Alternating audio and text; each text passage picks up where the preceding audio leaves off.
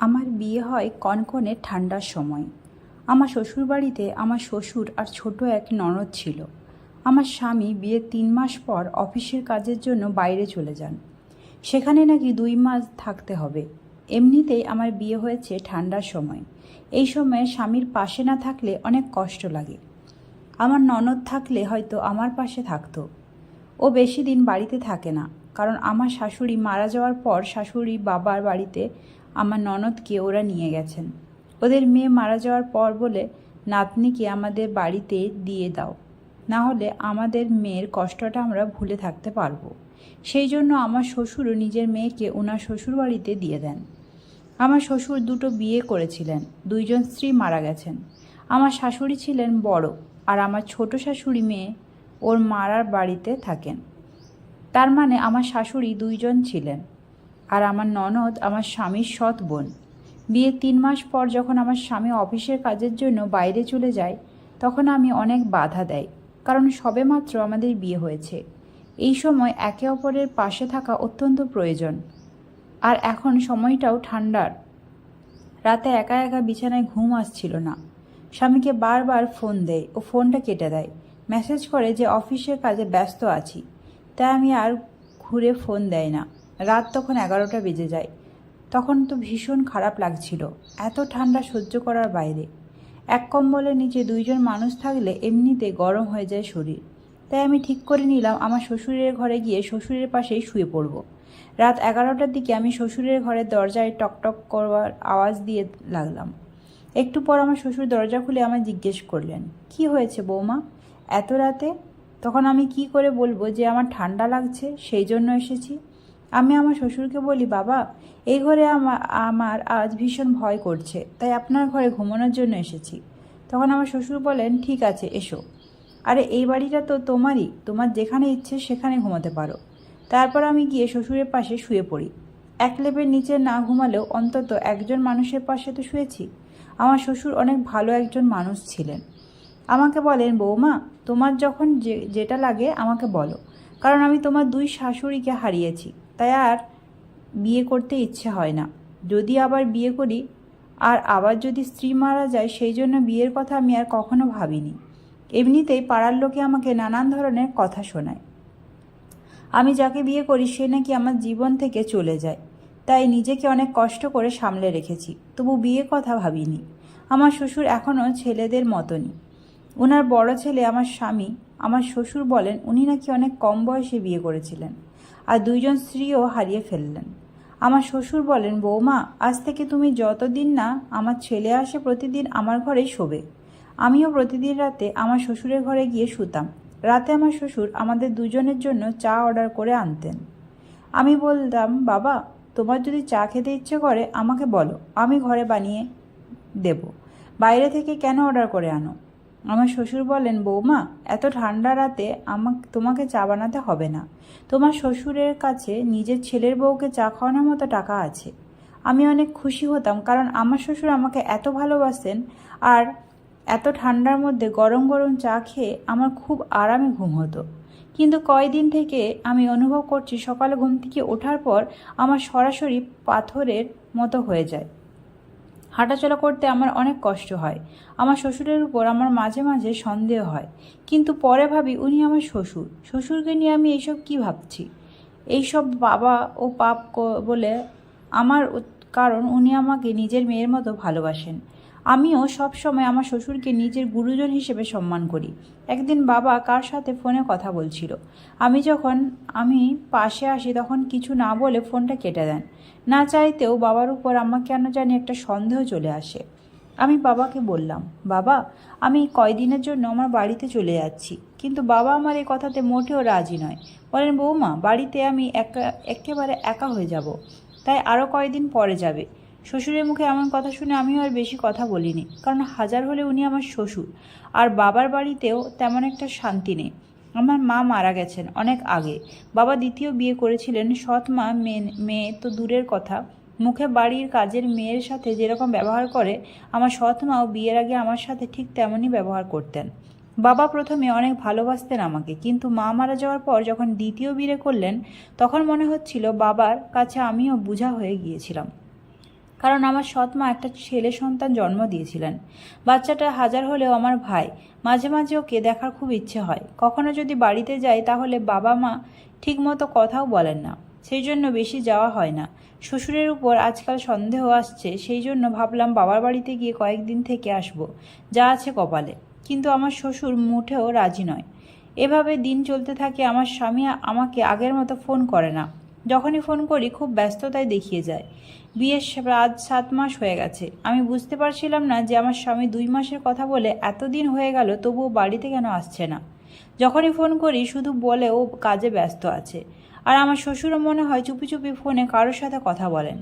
একদিন আমি এই ব্যাপারটা দেখার জন্য আমার শ্বশুরের ফোনে রেকর্ডিং অন করে রেখে দেয়, কারণ আমার শ্বশুর স্মার্টফোনের ব্যাপারে বেশি কিছু জানতেন না, শুধু ফোন করা আর ফোন কাটা এইসবই জানতেন। আমি ব্যাপারটা দেখার জন্য বারান্দায় গিয়ে হাঁটাহাঁটি করছিলাম। তখন আমার শ্বশুর নিজের ফোন ঘরে আর কারোর সাথে ফিস ফিস করে কথা বলছিলেন।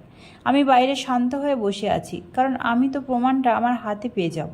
তারপর আমার শ্বশুর মোবাইল করে রেখে বাজারে গেলেন। মোবাইল হাতে নিয়ে রেকর্ডিং অন করে আমি যা শুনলাম তখন আমার মনে হচ্ছিল যেন প্রাণহীন দেহ নিয়ে দাঁড়িয়ে আছি, কারণ ওটা বাপ ছেলের নয়, সব কিছু একটা ষড়যন্ত্র ছিল। আর আমার বাবা মা সব কিছু জেনে ওর সাথে আমার বিয়ে দিয়েছিল। তাহলে আমার স্বামীকে আজ রাতে আমি সব কিছু খুঁজে বের করবই।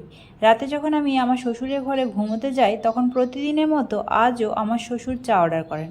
আমি চাটা হাতে নিয়ে ঘরে থেকে বাইরে আসি বলে বাবা বলছিলেন, বৌমা কোথায় যাচ্ছ? আমি বললাম, না বাবা, কোমরে ভীষণ ব্যথা করছে, তাই হেঁটে হেঁটে চা না খেয়ে নেবো। এই বলে রান্নাঘরে এসে আমি চাটা ফেলে দিই। ঘরে যাওয়ার পর আমার শ্বশুর বলেন, চা খেয়েছো? হ্যাঁ বাবা, খেয়ে নিয়েছি। তখন আমার শ্বশুর বলেন, আমি কি তোমার কোমরে খুব মুখ লাগিয়ে দেবো? আমি একটু একটু অবাক হচ্ছিলাম, কারণ আমার শ্বশুর আমার কোমরে মুভ লাগাবেন। আমি বললাম, না বাবা, ঘুমিয়ে গেলে সব ঠিক হয়ে যাবে। ঠিক আছে বলে আমার শ্বশুরও শুয়ে পড়েন। আমি ঘুমানোর নাটক করে শুয়ে আছি। মধ্যরাতে আমার শ্বশুর আমার সাথে যা করলেন, আমার তো সারা শরীরে কাঁটা দিয়ে উঠছিল। কারণ আমার শ্বশুর আমার সাথে আমি ঘুমিয়ে আছি ভেবে আমার শ্বশুর আমার স্বামীকে ফোন করেন। তারপর ফোনটা ভিডিও কলে রেখে আমার শ্বশুর আমার সাথে শারীরিক সম্পর্ক করেন। কিন্তু আমি চুপ করে আছি। আমি জানি আমার সাথে আমার শ্বশুর প্রতিদিন এটাই করেন। আজ ছাড় অর্ডার করে খাওয়ানোর ব্যাপারটা আমি বুঝে গেছি। তার মানে আমার শ্বশুর আমাকে চায়ের সাথে কিছু মিশিয়ে খাওয়াতেন যাতে আমি ঘুমিয়ে পড়ি। কিন্তু আমার স্বামীকে ভিডিও কল করে কেন দেখাচ্ছিলেন? এইসবের মধ্যে কী রাজ আছে? আমাকে জানাতেই হবে। এই ভেবে আমি আমার শ্বশুরকে জিজ্ঞেস করি, বাবা, এসব কি তুমি না? আমার শ্বশুর, তোমার কি একটুও লজ্জা করে না নিজের ছেলের বউয়ের সাথে এসব করতে? আর আমার স্বামীকে এইসব ভিডিও কল করে দেখাচ্ছ? আমি অনেক দিন থেকে তোমাকে ফলো করে যাচ্ছি, তুমি কি এমন লুকাচ্ছ আমার কাছ থেকে? কে তুমি? আর কে যে আমার স্বামী, সেই বা কে? তখন আমার শ্বশুর আমাকে যা বললেন, আমার পুরো পৃথিবীটা যেন এক হয়ে গেছিল। আমার শ্বশুর বলেন, না তো আমি তোমার শ্বশুর, আর না সে আমার ছেলে। সে যে আছে সে তোমার স্বামী। তোমাদের বিয়েটা শুধু একটা লোক দেখানো ছিল, কারণ তোমাকে তো আমরা তোমার সৎ মায়ের কাছ থেকে কিনে নিয়েছি। তোমার বাবা শুধু জানেন যে আমি তোমার শ্বশুর আর ও তোমার স্বামী। তোমার বাবা এই ব্যাপারে জানেন না যে তোমার মা তোমাকে আমাদের কাছে বিক্রি করে দিয়েছেন। যে তোমার স্বামী সেজে তোমাকে বিয়ের নাটক করেছিল, ও আর আমরা অফিসে একসাথে কাজ করতাম। আমার 2 জন স্ত্রী মারা গেছেন সেটা ঠিক, কিন্তু ও আমার ছেলে নয়। ও নিজের দেশে চলে গেছে। তোমার স্বামীও নিজের পরিবার, নিজের সন্তান নিয়ে স্ত্রীর কাছে চলে গেছে। আর আমার 2 স্ত্রী মারা গেছে, সেই জন্য আমি বিয়ে করিনি।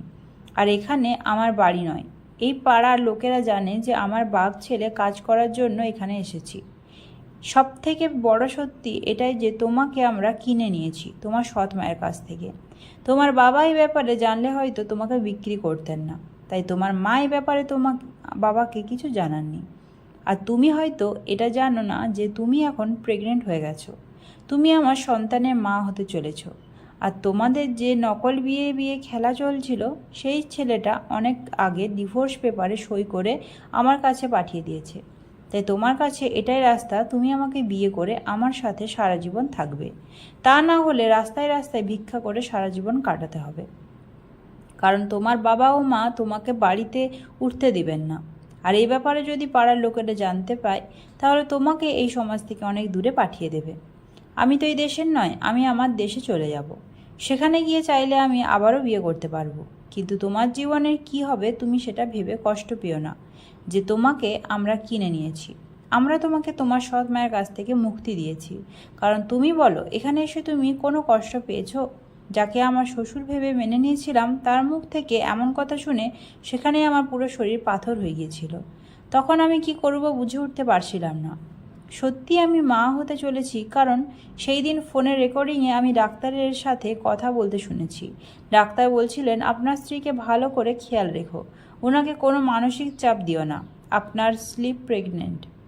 তার মানে আমি যাকে আমার শ্বশুর বলে এতদিন এক ঘরে দেখেছি, আসলে সে আমার না শ্বশুর আর না স্বামী। রক্ষিতার মতো আমি একদিন এই ঘরে গিয়েছিলাম আর আছি।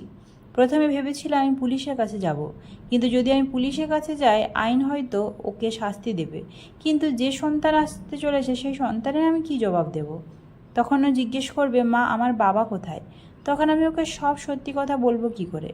এই কথা ভেবে আমি পুলিশের পাশে যাওয়া বাদ দিলাম। তাহলে তো আমার কাছে একটাই রাস্তা, এই মানুষটা কি আমায় বিয়ে করতে হবে? এছাড়া আমার কাছে আর কোনো দ্বিতীয় রাস্তা নেই। নিজের বাবা মার কাছে যোগাযোগ করতে চাইলেও বাবা আমার ফোন ধরতেন না। আমি বুঝতে পারি না যে এই পৃথিবীতে আমি কেন এত অসহায়। আমার পাশে দাঁড়ানোর মতো আপন কেউ নেই। যাদেরকে বিশ্বাস করেছি তারাই ঠকিয়েছে আমায়। তাই শেষমেশ আমি ভেবেই নিলাম যে যে যতটা পাপ করেছে তাদের বিচার তো একদিন হবেই। আর আমার সন্তানের কথা ভেবে এই মানুষটাকে বিয়ে করার জন্য আমি হ্যাঁ বলে দেই। যে ছেলেটা আমার বাবার কাছ থেকে আমাকে বিয়ে করে এনেছিল সেই ছেলেটা ডিভোর্স পেপার আমার সামনে এনে দেয়। যাকে আমি এতদিন আমার শ্বশুর ভেবেছিলাম সেই ডিভোর্স পেপারে আমি সই করে দেই। তখন লোকে দেখানোর বিয়েটাও শেষ হয়ে যায়। তারপর আমি আমার সন্তানের বাবার সাথে বিয়ে করে এই বাড়িতেই থেকে যাই, কারণ মেয়ে হয়ে জন্ম নিলে অনেকটা ত্যাগ করতে হয়। আমার ভিতরটা জ্বলে পুড়ে ছাই হয়ে গেছে, কিন্তু আমার পাশে দাঁড়ানোর মতো আপন মানুষ পাইনি। সেজন্য অন্যায়কে সাপোর্ট করে এই মানুষটাকে বিয়ে করে এখান থেকে যায়। বিয়ের 8 বছর পর আমার একটা ছেলের জন্ম হয়। আমার ছেলের মুখের দিকে তাকিয়ে আমি সব কষ্ট ভুলে যাই। শুধু ছেলেকে নিয়েই সুখে আছি, মনে কোনো শান্তি নেই, কারণ জীবনে অনেক ঠকে গেছি। তাই সুখ শান্তিগুলো অনেক আগেই হারিয়ে গেছে। ছেলেকে সুখে রাখার জন্য আমি সুখে আছি। আমার মতো যেন কারোর জীবনের এত বড় পরীক্ষা দিতে না হয়। গল্পটা এখানেই শেষ করলাম। ভালো লাগলে চ্যানেলটা সাবস্ক্রাইব করে পাশে থেকো। ধন্যবাদ বন্ধুরা।